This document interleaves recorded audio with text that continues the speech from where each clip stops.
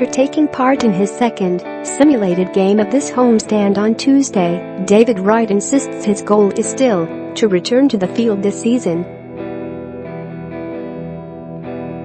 Now he'll meet with Mets brass to see if the team will let him.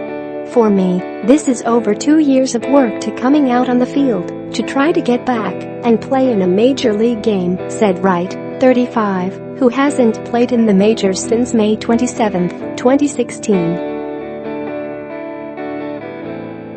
"Certainly my short-term goal, as it's been the last couple years, has been to put that uniform on and go out there and play again.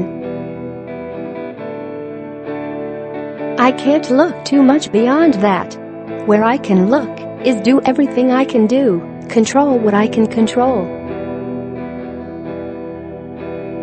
That's certainly been my goal since I started this year, and now my short-term goal is to get back on the field, and I think that's within reach." While Wright played a simulated game on Saturday, the muddy rain-soaked field conditions prevented him from doing any fielding. "I wouldn't say it was progress. It was tough to get a ton done because the field was wet, so we didn't get to see ground balls," manager Mickey Callaway said. "But he got more at-bats off live pitching, more chances to get his timing right. After hitting against prospects Justin Dunn and David Peterson, Wright has to wait and see how his body responds Wednesday, which he admitted, for him, is always the question. Then he'll have to meet with COO Jeff Wilpon, either Wednesday or Thursday, to map out a plan. Considering his close relationship with ownership, how much it will cost if he plays, and his boss's reputation for, shall we say, frugality, the situation is complicated. The goal was to get 2 simulated games in this homestand," Wright said. "We've completed that, and now we'll sit down and talk through what's next. It's going to be how I respond Wednesday." Wright also planned to hit in the cage and get in some throws since he couldn't throw across the diamond.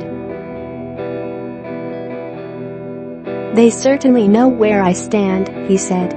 "Coming into this week the goal was 2 simulated games. I didn't get a chance to play defense, but that was nothing I could control.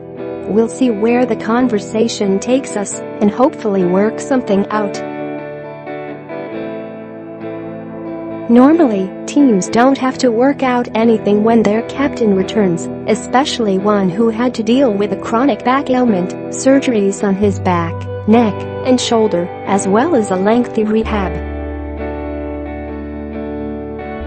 See also Mets owe David Wright much more than penny-pinching. Designated organization hatchet man John Ricco was nowhere to be.